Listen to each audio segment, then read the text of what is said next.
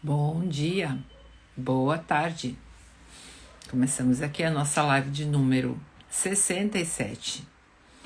Nesse dia de Corpus Christi, feriado, né? E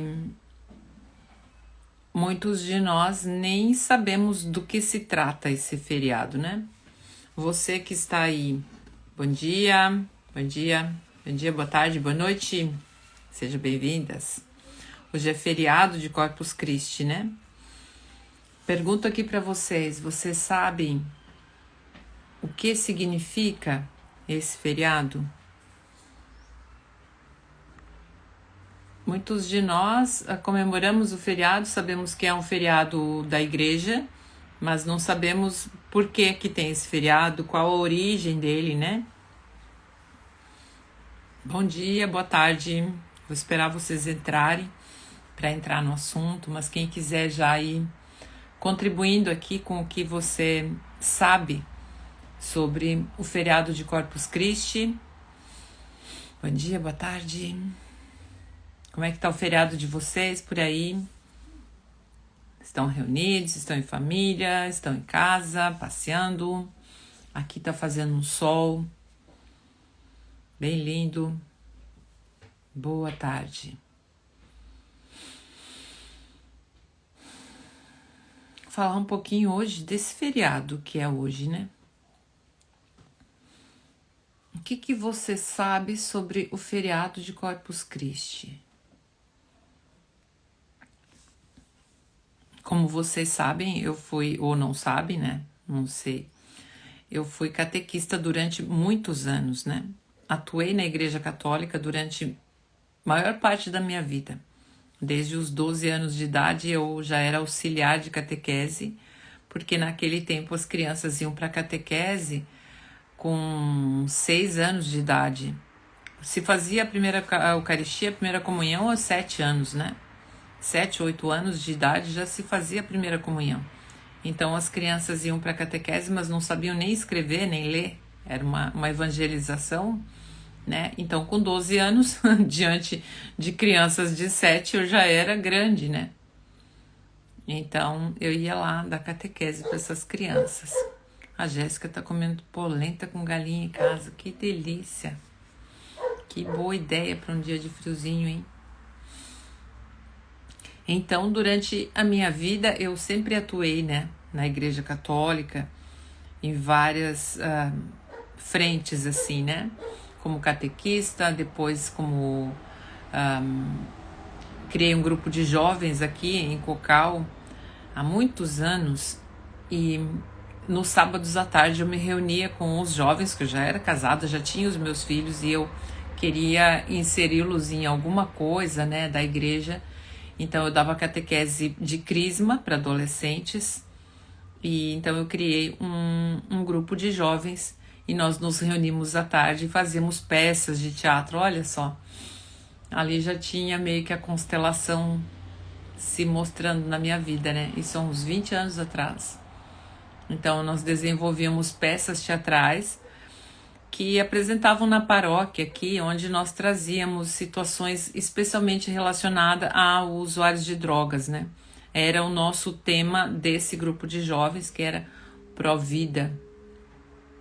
E então nós colhíamos depoimentos de jovens que já tinham se liberado das drogas ou que estavam no caminho, e eu trazia esses jovens para falar para os outros, né?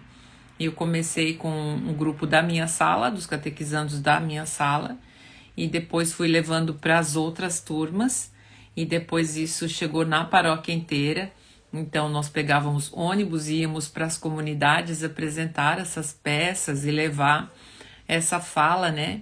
Esses depoimentos, e até hoje eu encontro ainda ex-catequizandos ou dos grupos de jovens que falam sobre esse tempo, há mais de 20 anos atrás. E um dia desses eu estava num lugar fazendo um lanche, e no Le Monde, né, que você sabe que eu vou sempre, e em algum momento eu vi um rapaz que veio me cumprimentar, eu não o reconheci, ele me reconheceu, e ele disse assim: eu quero que tu saiba que tu salvou a minha vida. E eu, nossa, mas quem é, né? E aí ele se identificou e falou desse período do grupo de jovens. E ele era um catequizando meu, e ele era o mais bagunceiro da sala. Ele não parava. E aí eu lembrei, né? Ele não parava. Eu tava dando catequese, eu comecei a dar catequese no final do dia, tipo 7 horas da noite, pro pessoal que morava mais no centro, que estudava, tinha 1000 atividades durante o dia. Então eles iam na catequese à noite. E ele não parava quieto na sala, ele era o tempo inteiro agitando. E quando foi nós fomos escolher um líder para o grupo da sala que ia se formar ali, eu disse para ele, que tal se você fosse o líder desse grupo? E ele disse, mas eu, catequista? Eu disse, sim, eu acho que tu é perfeito para fazer isso. E ele se sentiu tão lisonjeado com aquele meu convite que ele mudou de vida. E ele me encontrou nesse dia agora para me dizer que eu salvei a vida dele, porque a partir dali ele começou a se integrar, ele começou, nossa, ela deu esse voto de confiança para mim, então eu tenho que fazer por merecer. E ele era o mais bagunceiro da sala, né? E me veio uma intuição assim de colocar ele para liderar isso, né? Ele tinha muita energia.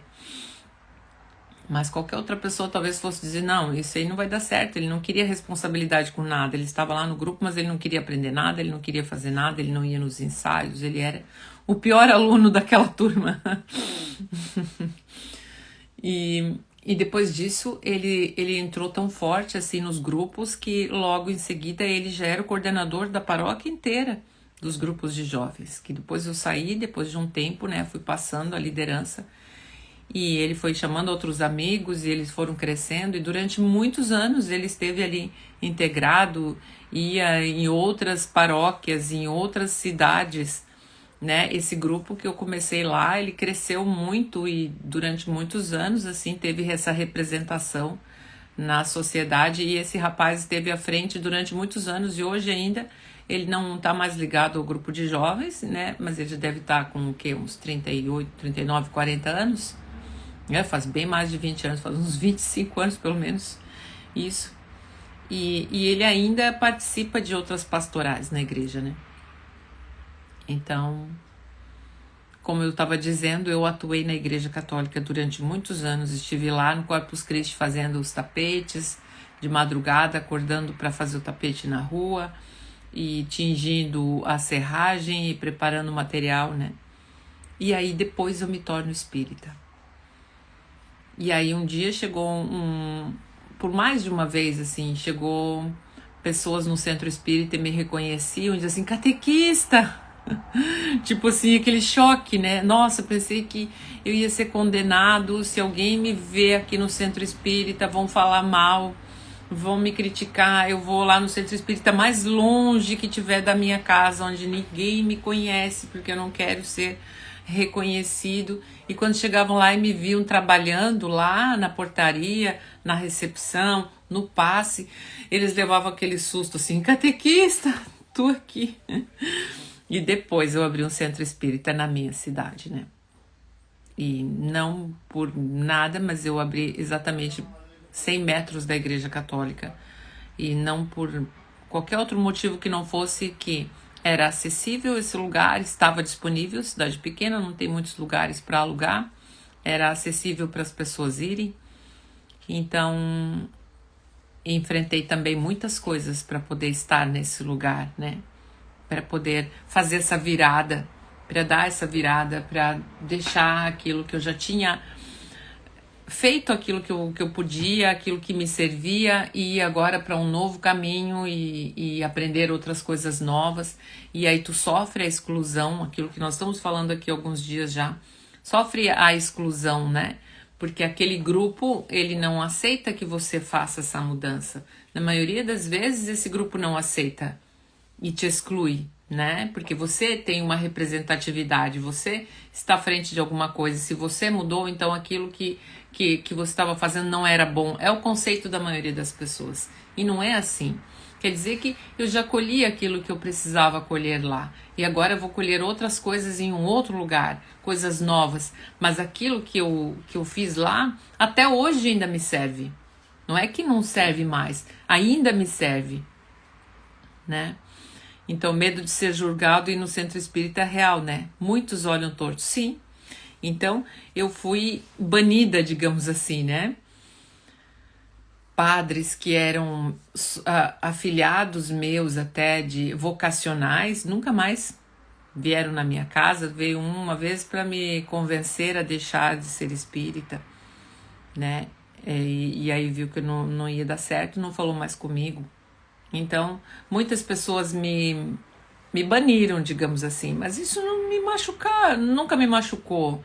Eu compreendo e eu entendo isso, né? E tá tudo bem, não faz diferença para mim, não faz falta nenhuma. Eu compreendo, eu aceito, tá tudo certo, né? Mas eu quero dizer para você que se você não tem uma estrutura, talvez você volte atrás, talvez você se envergonhe. Eu lembro que quando eu fui abrir o centro espírita aqui na minha cidade, eu convidei algumas pessoas que tivessem interesse em participar.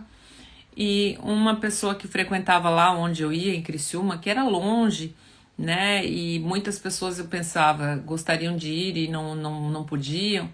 Então, vou abrir um centro espírita na minha cidade. Então, eu convidei algumas pessoas que iam lá e convidei uma pessoa especial. E ele me disse, eu faz 30 anos que eu sou espírita, mas ninguém sabe.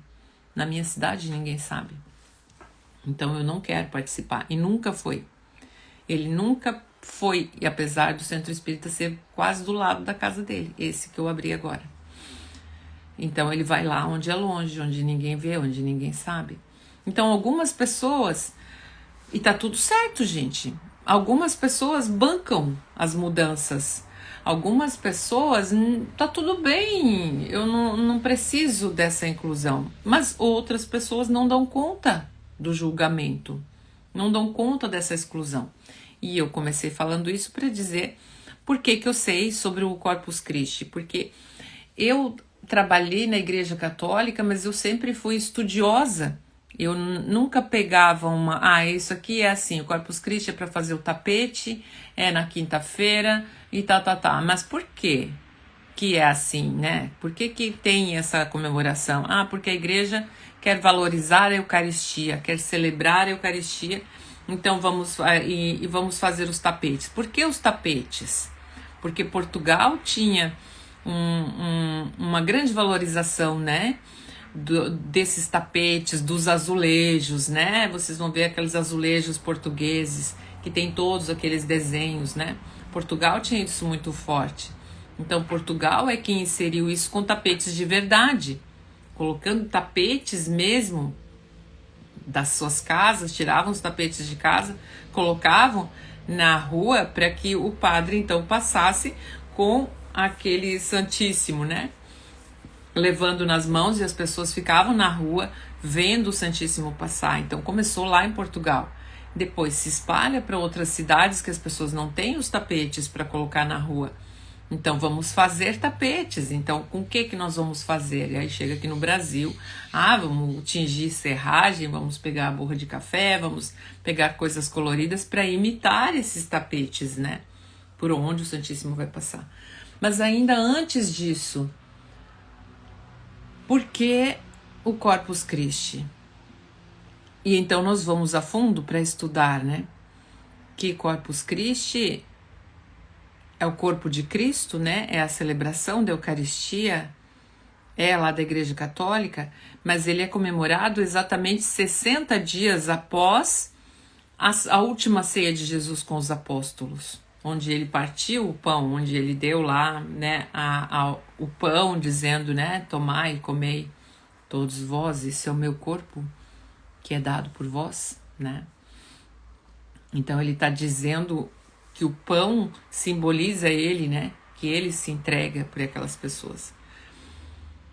Mas quem é que teve essa ideia de fazer isso 60 dias depois da última ceia de Jesus com os apóstolos? E por isso é na quinta-feira, né? Porque daí na sexta-feira ele vai preso, enfim. Então é 60 dias depois. Mas quem que teve essa ideia de fazer, né? E por que essa pessoa teve essa ideia? E aí, então, eu fui ver que foi uma freira uma freira que tinha 15 anos de idade, quando ela decidiu ser freira, e ela foi para o convento lá em 1200 e alguma coisa. E ela começou a ter visões. Ela ia fazer as preces dela e começou a ter visões e instruções que era para ela fazer isso. Ela via o desenho, né, da Eucaristia com uma faixa, ela via algumas coisas e ela começou então a sentir e receber essas orientações para que fosse criado um dia em que as pessoas fossem celebrar isso, né, e fossem recordar e fosse fortalecer também a igreja, né, nesse sentido de olhar para a Eucaristia como algo sagrado. Então eu dizia ali nos stories antes, né, que foi por causa da mediunidade que o Corpus Christi existe. Porque alguém com uma mediunidade recebeu uma orientação do plano espiritual de que era para fazer isso. Ela, obviamente, né, ficou com muito medo de falar sobre isso e o que vão dizer, o que vão pensar. Ela era muito jovem lá, com 17, 18 anos. Ela guardou esse segredo com ela por pelo menos 20 anos, ela não falou sobre isso. E é óbvio que essas visões foram se repetindo, né? Ela foi vendo novamente e isso vinha se reforçando por 20 anos, não parou de vir isso para ela. Até que chega no momento, então, que ela compartilha isso com outras pessoas e recebe apoio de outras pessoas que dizem, isso mesmo, que legal, vamos fazer isso, né? E ela fala lá para um bispo, que depois até se tornou Papa Urbano, se eu não me engano. Ela falou para ele era naquela época, ele era bispo, alguma coisa assim. E ele está, então vamos fazer, exatamente. Ela falou, ok, vamos fazer aqui na nossa comunidade, né, lá na Bélgica. Vamos fazer então isso aqui. Mas depois disso, ela começou a sofrer perseguições. Porque lembra que eu falo sempre aqui para vocês, né? Vocês lembram de quando eu falei que eu tinha visto o Chico Xavier desencarnado, tinha visto o Bezerra de Menezes, eu vi a Joana de Ângeles, enfim, e as pessoas veem, nossa, tal, né? Se tu viu tal coisa, então também ela sofreu perseguições por causa disso, dentro do próprio convento onde ela estava, a ponto dela abandonar aquele convento. A mensagem que ela trazia era boa, né? Que era para fazer esse olhar para a Eucaristia, que era para valorizar isso, fazer uma celebração, alguma coisa assim. Era uma coisa boa.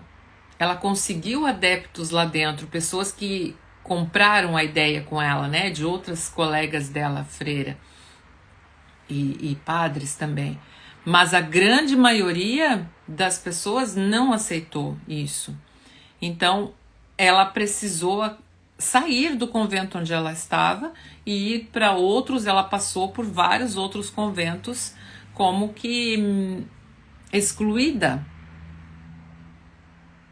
como uma pessoa não bem vista por causa dessas visões que ela tinha. Porque isso também tinha vindo por causa de uma visão. E então ela sustenta isso até o fim da vida, né? Mas vejam que foi lá em 1200 e alguma coisa, 1209 eu acho, 1210, lá no comecinho. E vejam que a igreja, ela tem... E aí depois ela se tornou santa, se eu não me engano. Então vejam que nós vamos ter muitos relatos de pessoas que viram, que receberam do plano espiritual mensagens. Joana d'Arc, quem não conhece Joana d'Arc, né? Joana d'Arc também recebia visões. A Joana d'Arc tinha, acho que 13 anos, se eu não me engano. E foi lá falar para o imperador e dizer para ele como que era para fazer com o exército. Joana d'Arc morava lá na roça, lá num sítio, e ela foi na igreja lá fazer uma prece, e lá na igreja ela teve essa revelação de como que o imperador lá deveria fazer, lá na França, né, para ele ganhar uma batalha, que o país estava em guerra. E ela saiu daquela cidadezinha dela e foi lá para dizer para esse imperador que ela tinha tido essa visão de como era para ele organizar o ataque para ele ganhar. E aí, claro, teve algumas pessoas que, nossa, fizeram chacota, né? Imagina quem que essa menina pensa que é, né? Vim aqui querer falar para um general, para generais de guerra, que ela tinha uma ideia de como fazer para ganhar aquelas batalhas, né? E até que ela conseguiu ser ouvida pelo alto escalão, né? Pelo imperador, enfim. E eles fizeram o que ela tinha dito e deu certo. E aí depois ela tem outra visão e eles fazem de novo e deu certo, até que enfim ela é aclamada, né, por causa disso, mas depois ela é queimada na fogueira, depois que tudo se consome, que se conclui, que tudo deu certo, se começa a questionar essa mediunidade dela e vê que isso aí deve ser uma coisa do demônio, né? E aí a resulta é que a Joana d'Arc vai queimada na fogueira por bruxaria. Porque o povo começa a se levantar contra isso, né? O povo começa a dizer, mas como assim? Ela deve ter pacto com o demônio, né? E aí então, para não ficar contra o povo, para ficar de bem com o povo, o imperador pega e manda ela para a fogueira, para contentar todo mundo. E aí, muitos séculos depois, a igreja então pede perdão, né? E torna a Joana d'Arc santa, né? Mártir. Assim, muitas outras foram queimadas na fogueira como bruxas por causa das mediunidades, por causa das visões que tinham, né? Agora, na última semana, o Vaticano modificou algumas leis para poder confirmar quando uma visão que uma pessoa católica tem, né, no caso, é verdadeira ou não. Alguns testes, algumas coisas que eles vão fazer e vão revisar para ver se é mesmo ou não.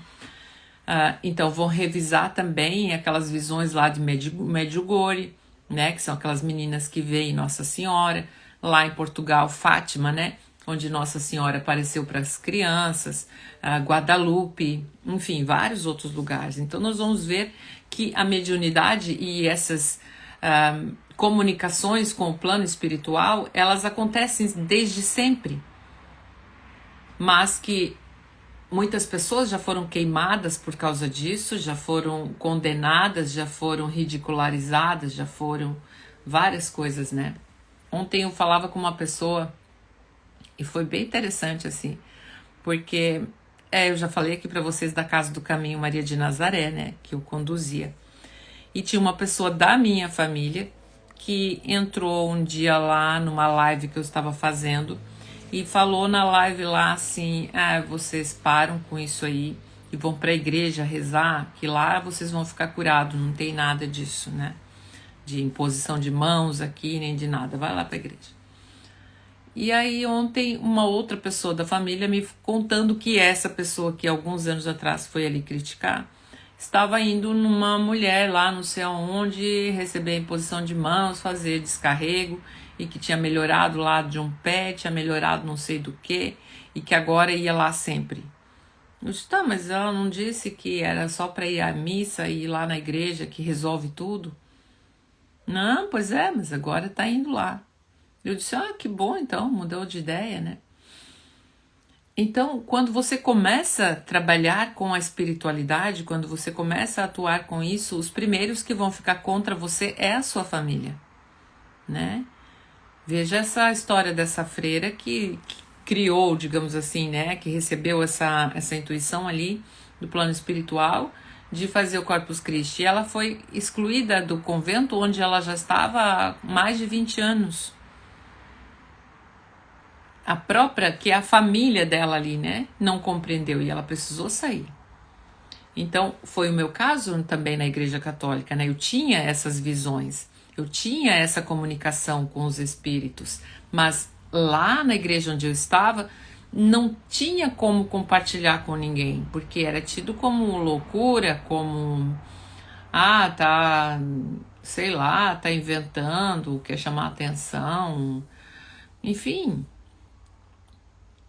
a sua própria comunidade não aceita. No entanto, a igreja está repleta de casos assim, de santos. Santo Agostinho, né? Santa Mônica é a mãe de Santo... Eu conto aqui a história de Santo Agostinho de Santos porque, né? Eu já disse, vocês ouviram ali, né? Santo Agostinho, no ano, sei lá, 300 depois de Cristo, a Santa Mônica rezava para ele mudar, porque ele só queria bebida e folia, né? E aí, Santo Agostinho ouve uma voz que fala, lá um corvo lá que grasna, e aí a Santa Mônica tinha sempre as escrituras abertas em cima de um aparador lá na sala. Santo Agostinho ouve lá uns corvos do nada, uns corvos grasnando, mas da onde que tem esses corvos grasnando 3 horas da manhã, que ele estava chegando em casa lá meio bêbado, da onde que tem esses corvos agora grasnando? E aí deu um vento com a sala toda fechada e abriu as escrituras numa determinada página que ele leu e teve um insight. Então ali também é uma comunicação com o plano espiritual, né? A Dioné diz: o próprio Jesus foi expulso da cidade onde nasceu, exato. E a Jéssica diz: sim, também tentaram desmotivar de todas as formas, fui chamada até de macumbeira e depois de um tempo pedem pra ir junto. Exatamente. Então,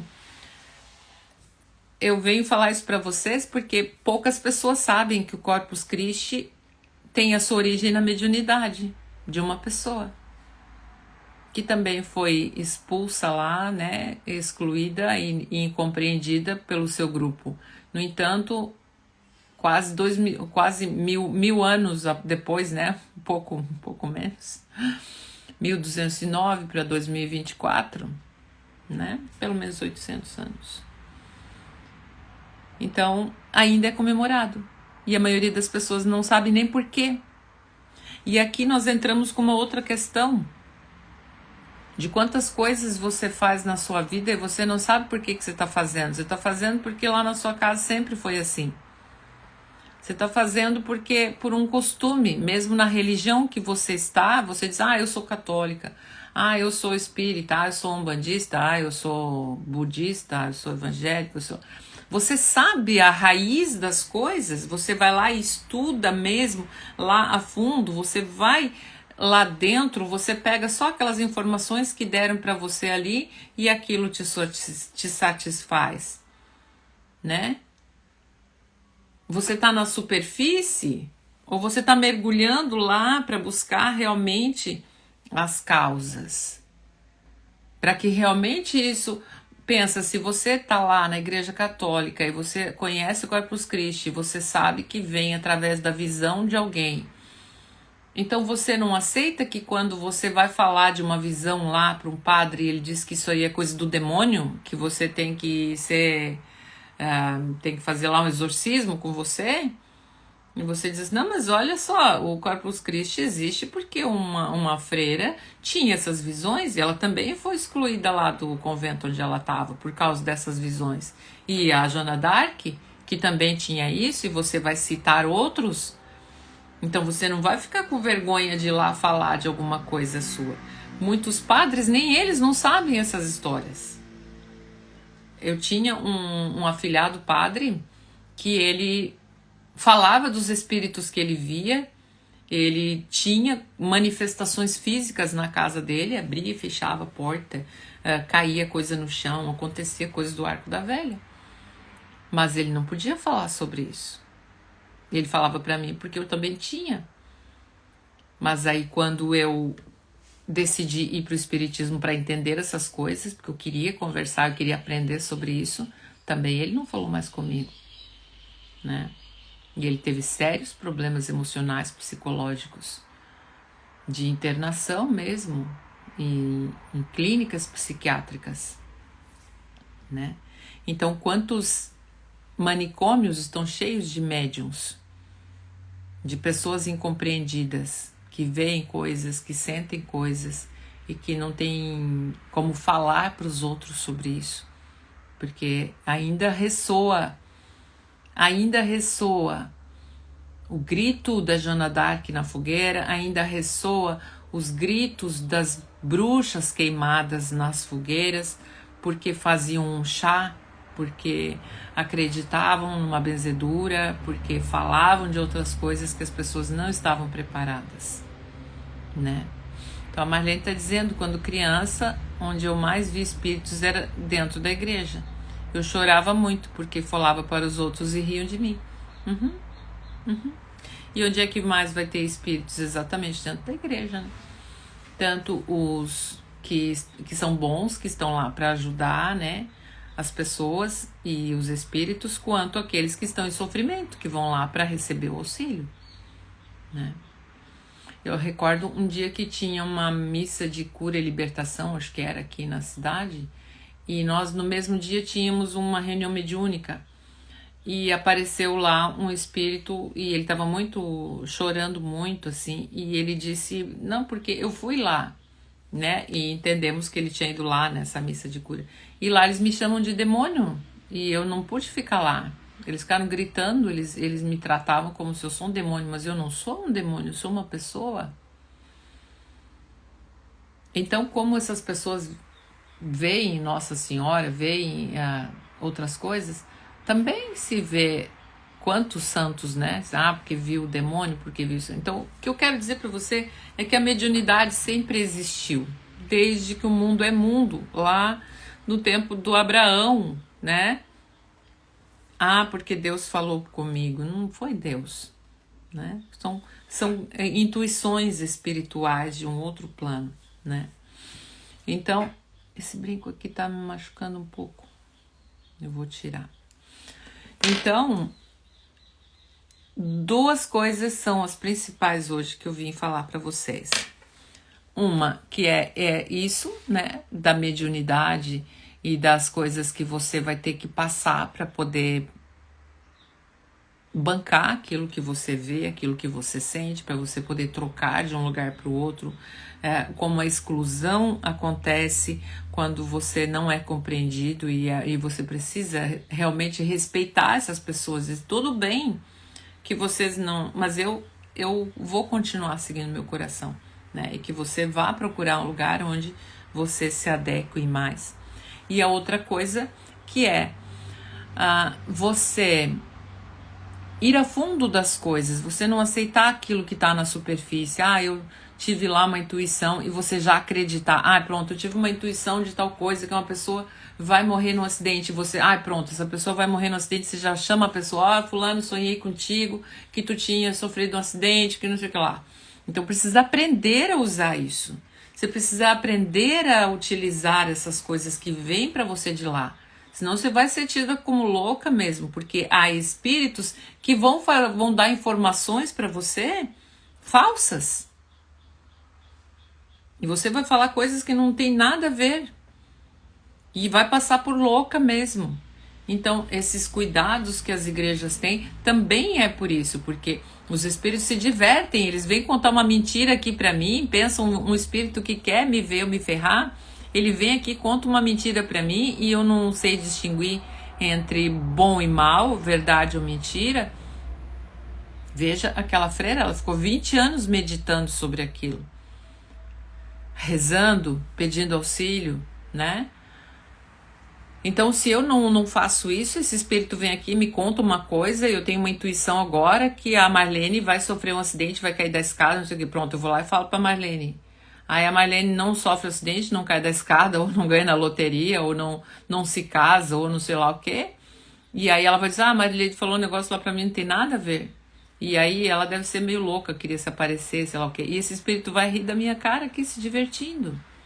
E aí eu não vou mais ter coragem de falar agora nas próximas vezes, porque da outra vez eu falei e não era nada disso. Aí daqui a pouco vem um espírito que verdadeiramente tem intenções boas e me fala uma coisa, eu não acredito mais. Eu penso que eu tô louca mesmo, porque fica vendo essas coisas que não tem nada a ver. Então, o que eu tô dizendo para você é que você precisa aprender sobre as coisas. Que você precisa sair do raso, você tem que ir lá no fundo e meditar sobre as coisas, ouvir outros lados, ouvir esse aqui, ouve aquele lá, busca compreender, né? Então a Jéssica diz, obrigado pela explicação, pois eu não sabia o significado do feriado, né? E agora você já vai, pronto, eu sei o que é o Corpus Christi. E a Flávia diz: gratidão por nos trazer esse olhar tão amoroso com tamanha clareza. Eu vou à missa à tarde mesmo sendo espiritualista. Vou com um novo olhar. Não é? Você vai lá, você vai ver os tapetes, saber dessa história, saber por que que o padre passa lá no meio e por que que tem naquele formato, que foi assim que essa freira viu. Ela viu o desenho, exatamente de como deveria ser. Então foi feito exatamente como ela disse nessa visão dela. E hoje você vai olhar assim, Flávia, que apesar dela ter sofrido essa perseguição, morreu lá na cela dela em um outro convento, passou por tantos conventos, né? Incompreendida, morreu lá no convento olhando lá para o Santíssimo. Hoje o mundo inteiro católico celebra isso. Passaram-se 800 anos. Mas hoje o mundo inteiro celebra isso. Isso é um momento de fervorosidade para as pessoas, de reconexão com Cristo. Independente de como começou, o resultado é bom. Independente da origem, é bom esse resultado, né? Então, muitas vezes você vai ser incompreendida. Muitas vezes você vai ser banida. Muitas vezes você vai ser criticada, julgada, excluída. Como aconteceu com Jesus, quando ele veio trazer a mensagem dele, né? Mas 2000 anos depois, nós estamos falando dele. 2000 anos depois, nós estamos ainda nos guiando por aquilo que Jesus disse, mas as pessoas lá crucificaram ele. Então, quando o padre passa lá com o Santíssimo exposto, segurando ali assim, né? Com aquele pano que ele coloca, né? Tipo um cachecol assim... em volta para nem tocar com as mãos no Santíssimo, né? Eles pegam sempre com um pano. É como se eu não sou digna. Eu não sou digno de tocar com as minhas mãos. Então eu seguro com essa, que agora não lembro o nome disso, mas eu sabia uma vez. Estola, né? Segura com essa estola ali para levar, para que as pessoas olhem para Jesus ainda hoje e reverenciem. Então, se você estiver sendo incompreendida, se as pessoas não entenderem o que você está fazendo, o que você quer, se as pessoas não te excluírem, te julgarem pelas suas escolhas, seja a sua orientação sexual, seja a sua orientação religiosa, profissional, de relacionamento, tudo bem, deixa elas excluírem. Daqui muitos anos, talvez você vai olhar lá para trás e vai dizer: olha que bom que eu tomei aquela decisão. Mesmo que me perseguiram, como acontece comigo, né? Abri o centro espírita, só eu sei as perseguições que eu sofri, só eu sei. De abrir um centro espírita quase do lado da igreja, onde eu trabalhava poucos anos antes, né? E quantas catequistas vão lá no centro espírita fazer atendimento fraterno comigo e dizem: eu estou aqui, mas eu continuo dando catequese, mas ninguém pode saber que eu vim aqui. Então, às vezes eu vou no centro espírita, mas em outras cidades onde ninguém me conhece. Tá tudo bem, né? Mas que você seja fiel a você mesma, que você seja leal a você mesmo, que você não se exclua. Que os outros se excluam você, tudo bem. Mas que você não se exclua. Então, vou encerrar essa live lendo esse comentário aqui da Flávia. Inclusive, me peguei pensando que meu pai chegou a iniciar os estudos de sacerdócio. Agradeci por não ter seguido, pois conforme as crenças da igreja, hoje estou aqui. Hoje estou aqui. Do contrário, talvez jamais teria nascido. Se o pai tivesse seguido isso e tivesse sido padre, você não seria filha dele, né? Como espírito, você teria nascido cedo ou tarde de outras pessoas, né? Teria reencarnado, porque eu acredito fortemente na reencarnação e eu tenho os meus motivos para isso, né? Você teria reencarnado, mas com outras pessoas. Você não seria a pessoa que você é hoje, porque você só é quem você é porque o seu pai foi esse ali, porque a sua mãe foi aquela ali. E eles eram os únicos possíveis nessa vida para você ser e você cumprir aquilo que você precisava e necessitava cumprir nessa vida. Então, tudo bem. Eu adoro conhecer por que nós fazemos as coisas e as consequências disso e olhar, a consequência foi boa. E se o pai não ter ido lá ser padre, a consequência foi boa, resultou em você, né? Quantas pessoas deixariam de se beneficiar do seu trabalho, do seu convívio, né? Da pessoa que você é, exatamente assim como você é. Você é certa, né? Então é isso, gente. Quem for lá no Corpus Christi hoje, já vai lá, olha para os tapetes, olha para a Eucaristia lá, né? Para o Santíssimo. E agradece também a essa freira que foi lá e pagou um preço para dizer que há coisas que vêm de um outro plano que nós não temos explicação e que nós pagamos o preço por isso e que no final vale a pena. Então nós vamos fazer, para encerrar aqui, uma prece. Nada melhor do que a prece que Jesus, né, nos ensinou. Então você fecha os seus olhos, se conecta com o Santíssimo, com Jesus.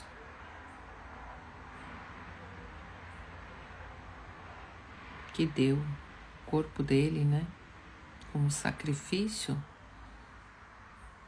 para nos mostrar que é necessário que nós nos sacrifiquemos, mas não sacrifique os seus ideais.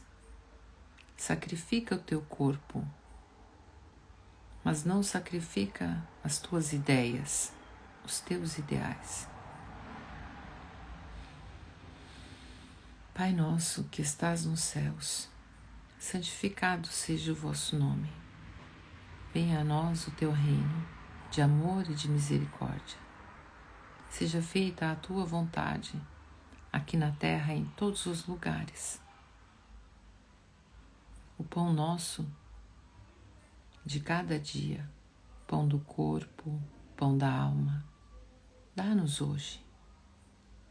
Perdoa, Senhor, as nossas dívidas, assim como nós também perdoamos aos nossos devedores.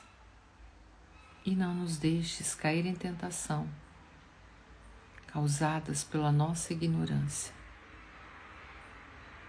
mas livra-nos de todos os males, porque é teu o reino, o poder e a glória, hoje e sempre. E que assim seja. E que vocês tenham um bom feriado. Aproveitem bastante. Façam um lindo dia. E até amanhã, para a nossa live de número 68, né, Fábio? Amanhã. Até lá.